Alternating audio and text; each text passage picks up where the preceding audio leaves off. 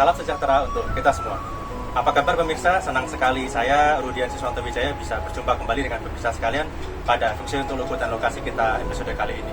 Pada episode kali ini kita akan membahas sebuah episode yang berbeda dari sebelumnya dan cukup misterius atau horor, karena kita akan membahas rumah yang berdekatan dengan kuburan ataupun rumah duka. Nah, sebelum pemirsa berpikir yang lebih lanjut tentang horor dan misteri dan sebagainya, kita simak penjelasan dari sudut pandang Feng Shui pada episode yang sangat menarik ini. Tetaplah di Feng Shui untuk Logo dan Lokasi.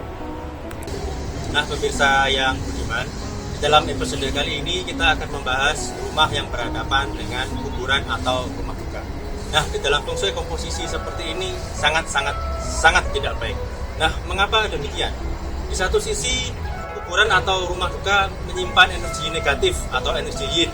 Sedangkan untuk kehidupan manusia, makhluk hidup, kita membutuhkan energi yang positif atau energi yang. Nah, energi yin dan yang sangat kontradiktif seperti ini bila berhadapan secara langsung akan memberikan dampak yang sangat fatal bagi kehidupan, terutama manusia yang rumahnya berhadapan langsung dengan kuburan atau rumah duka tersebut. Nah, seperti apa pembahasan lebih lengkapnya? Ayo kita ikuti video animasi yang berikut ini.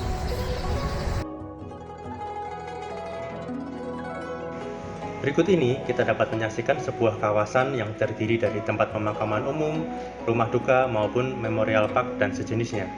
Kawasan seperti ini memang kawasan yang identik dengan kesedihan maupun energi yang buruk atau energi yang negatif. Oleh sebab itu, tempat ini merupakan tempat berkumpulnya energi yin. Sedangkan bagi rumah tempat tinggal manusia, kita membutuhkan energi yang positif atau energi yang. Sehingga dalam situasi seperti ini, kita harus melakukan beberapa pembenahan untuk meminimalisir dampak yang dapat terjadi.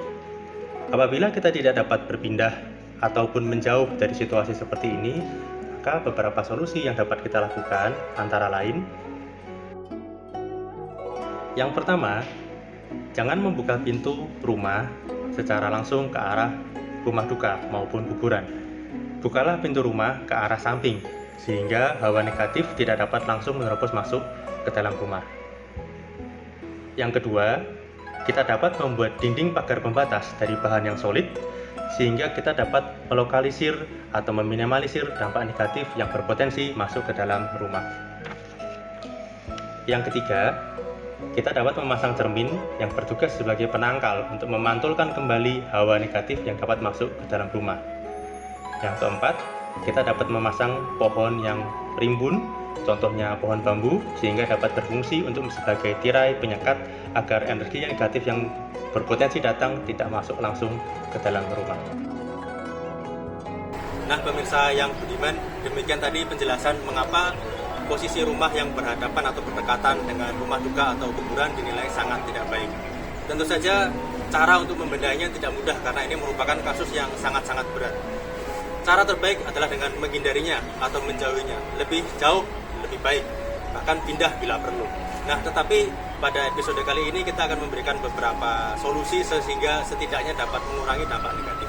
Ada 3 hal yang akan kita bahas. Yang pertama adalah posisi pintu utama rumah agar tidak dapat berhadapan secara langsung, kita dapat memindahkannya sehingga dapat mengurangi dampak energi yin yang dapat masuk ke rumah tersebut.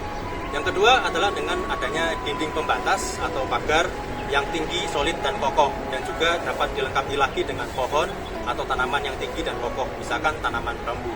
Yang ketiga, kita dapat memasang adanya cermin yang cukup besar dan lebar sehingga dapat menangkal atau membalikan energi yin yang masuk ke dalam rumah tersebut, dikeluarkan atau kembali lagi. Nah, sampai di sini dulu episode Feng Shui untuk Logo dan Lokasi kita kali ini. Sampai berjumpa lagi pada kesempatan yang akan datang. Dan pemirsa, jangan lupa untuk selalu mendukung channel ini dengan cara komen, like, share, dan subscribe. Dan bagi pemirsa yang ingin membahas berbagai hal, berkonsultasi, dan berdiskusi dengan kami, silakan menghubungi nomor telepon yang ada di bawah ini. Baiklah, sampai di sini dulu, dan sampai jumpa lagi pada kesempatan yang akan datang. Sukses selalu untuk kita semua.